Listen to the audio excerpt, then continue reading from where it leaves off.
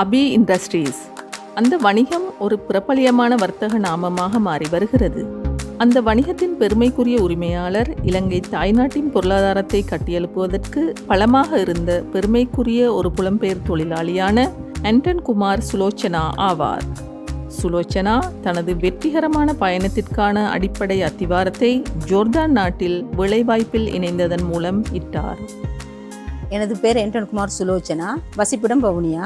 1999 ஜோர்தான் நாட்டுக்கு வீட்டு பணிப்பெண்ணாக போய் 16 வருஷம் வேலை செஞ்சேன். முதல் அரபி வீட்டு வேலை செஞ்சேன். வீட்டு வேலையும் செய்து சமையல் வேலையும் செஞ்சேன். அரபி சாப்பாடுல இருந்து கொரியன் சாப்பாடு எல்லாமே செய்யறதுனா அங்க வேலை செஞ்சு பிறகு என் வருட காலம் முடிந்த பிறகு கொரியன் வீட்டுல வேலை செஞ்சேன். அங்கேயும் வேலை செஞ்சு பிறகு என் நாட்கள் முடிந்த பிறகு திருமணம் முடிச்சு ஸ்ரீலங்கா நாட்டுக்கு வந்து ஏதாவது தொழில் செய்யணும் என்று நினைச்சு நானும் என் கணவரும் மிக்சர் தொழிற்சாலையை சின்ன அளவுல செஞ்சோம். முதலாவது 5 கிலோவில் துவங்கி இப்போது பெரிய அளவுல செஞ்சு கொண்டு வர்றோம். அந்த தேசத்துக்கு போகும்போது பீரோ கட்டி நல்லபடியா அந்த தேசத்துல இருந்து பணம் சம்பாதித்து வந்து இந்த தொழில் செய்யறதுக்கு எனக்கு ரொம்பவும் ஈஸியா இருந்துச்சு.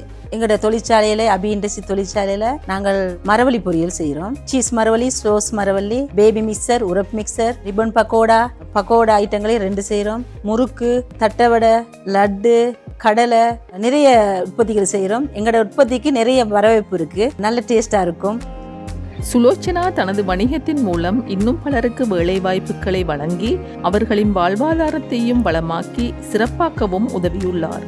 அவர் ஆற்றி வரும் சேவை மற்றும் அவரது திறமை பல்வேறு சந்தர்ப்பங்களில் வரவேற்புகளையும் பாராட்டுகளையும் பெற்றுள்ளன.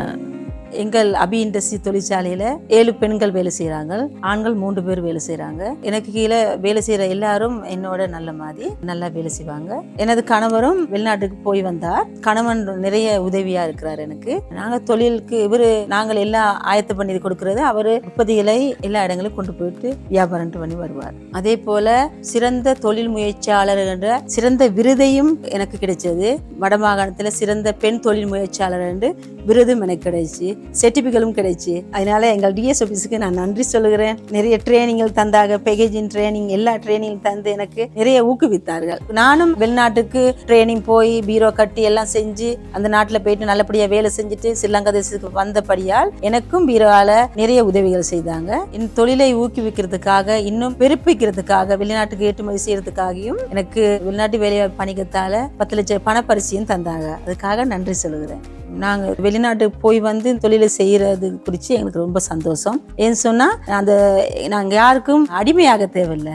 நாங்கள் உழைத்து நாங்கள் பிள்ளைய படிச்சு வச்சு எங்களுக்கு தேவையெல்லாம் நாங்கள் பூர்த்தி செஞ்சு கொண்டோம். அதனால எங்களுக்கு சரியான சந்தோஷம். வெளிநாட்டு போற வாலிப பெண்கள், ஆண்களுக்கு நான் சொல்ற உபதேசம் சொன்னா, நல்லபடியாக அங்கே வேலை செய்து ஸ்ரீலங்கா தேசத்துக்கு வந்து அவங்க சுய தொழிலை செய்து முன்னேறணும். அங்கிருந்து சம்பாதிச்ச காசுகளை வீணாக்காமல் எங்களை போல தொழிலை செய்து முன்னேறணும்.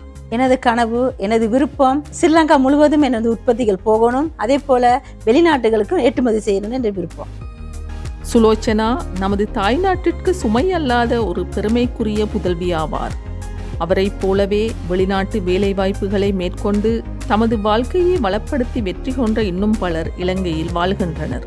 வெளிநாட்டு வேலைவாய்ப்புகளுக்கு சென்று தமது வாழ்க்கையை வெற்றியை நோக்கி கொண்டு செல்ல எதிர்பார்க்கும் அனைவருக்கும் சுலோச்சனாவின் இந்த கதை ஒரு சிறந்த முன்மாதிரியாகும்.